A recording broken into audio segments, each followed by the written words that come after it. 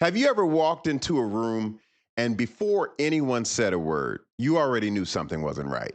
No one was arguing, nobody was yelling, people were smiling. They nodded. The meeting basically looked like it was pretty healthy overall. But somehow it felt like it was heavy, kind of fake, if you will, right? Where ideas were staying in people's heads, questions went unasked. Everybody was waiting to see who would speak first. Here's what the data shows is happening in rooms like that right now. Gallup's most recent global workplace study found that engagement has been sliding for 2 years straight. And the sharpest drop isn't among employees, it's among leadership, managers, directors, executives. The people who are leading the room, they are running out of the very thing that their team needs most from them. And here's what I've learned after more than 2 decades of coaching leaders, that your culture is speaking long before you do. And your team is listening, but not to your words. It's to your reactions, your facial expressions, to, what happens when somebody makes a mistake, or what happens when somebody disagrees with you, what happens when somebody tells you a truth that you didn't want to hear. Because culture isn't built during retreats, it's built in your reactions. And so today I just want to show you why, and why the research backs this up even more than almost anything that we thought that we knew about teams. Because most cultures, or rather most leaders, they think that culture comes from values, from mission statements, vision statements, core beliefs, company posters. I don't believe that. I've seen organizations with incredible values painted on every wall, and they still had terrible cultures. Why? Because people don't believe what you print, they believe what you permit. Let's read that again. People don't believe what you print, they believe what you permit. Every single day, your employees are asking one question. They're not asking, what are our values? They're asking, who is it safe to be here? Can I admit that I don't know? Can I challenge the boss? Can I bring bad news? Can I disagree? Can I make a mistake or even ask for help? See, those answers end up becoming your culture, not your employee handbook, your reactions. So let me show you something. Imagine that there's two organizations, same industry, same salaries. Let's imagine there's the same benefits, same talent. But there's a different atmosphere, though. So in company A, someone presents an idea during a meeting. The leader interrupts, corrects, and explains why it won't work. Nobody gets yelled at, nobody gets fired, but everybody learned something. What did they learn? Do not risk looking foolish, because culture just spoke. Now, imagine company B. Someone shares an imperfect idea. The leader asks, tell me more. What are we missing? What would make this even better? See, in this situation, nobody gets a promotion, nobody gets a bonus, yet everybody learns something different. It's safe to think here. Culture has spoken again. Do you see it?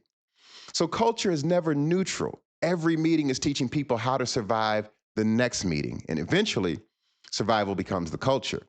This isn't just a hypothetical. Google, they ran a multi-year internal study. It was called Project Aristotle. And they ran this to figure out what actually separated its best teams from the rest. And it wasn't talent, it wasn't tenure or personality mix. Google, they found that people on teams with a genuinely strong culture stayed longer. They made better use of each other's ideas. They brought in more revenue. And where it was being rated as effective, twice as often by their own executives.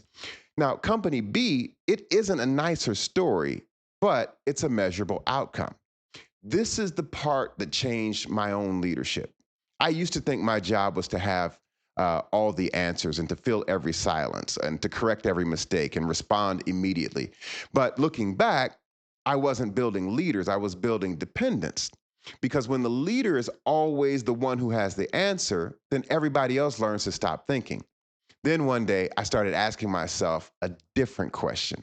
Instead of asking, how did I lead today? I asked, who did everyone else become because I was here? See, that question changed everything. Did people leave more courageous or more careful? Did they leave more curious or more defensive? Did they leave more willing to tell me the truth or more willing to tell me what I wanted to hear? Because leadership isn't measured by what happens when you're in the room. Leadership is measured by what happens after you leave it. And here's why I would say that question matters most than it has in the years past. Because that same Gallup research that I mentioned at the top, it found that manager engagement has dropped further and faster than any other group in the workforce. So when a person setting the atmosphere is running on empty, the atmosphere shows it. That and Gallup basically they put a global price tag on that disengagement in the hundreds of billions of dollars a year. See, this isn't abstract. Leadership costs. It's measured in real productivity and it starts in exactly the same kind of ordinary meeting that we've been talking about.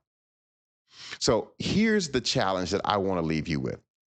Tomorrow, don't evaluate your leadership, evaluate your atmosphere. Watch how people respond when somebody makes a mistake. Watch what happens when someone disagrees. Watch who speaks first. Watch who never speaks, because all of those moments are telling you something. Your culture is already talking. The only question is, what is it saying? And if today's conversation has challenged you, I'd love for you to join me in my free executive webinar. It's called The Leadership Problem That Nobody is Talking About, because culture isn't where leadership begins. Leadership begins much earlier than that. It begins with the identity of the person who's creating the culture. Also, if you enjoyed this video, hit subscribe, share it with another leader, and leave me a comment below. What's one thing that your team has taught you about your own leadership? That's the question. Until next time, remember, every promotion demands someone that you've never had to become before. I'll see you in the next video.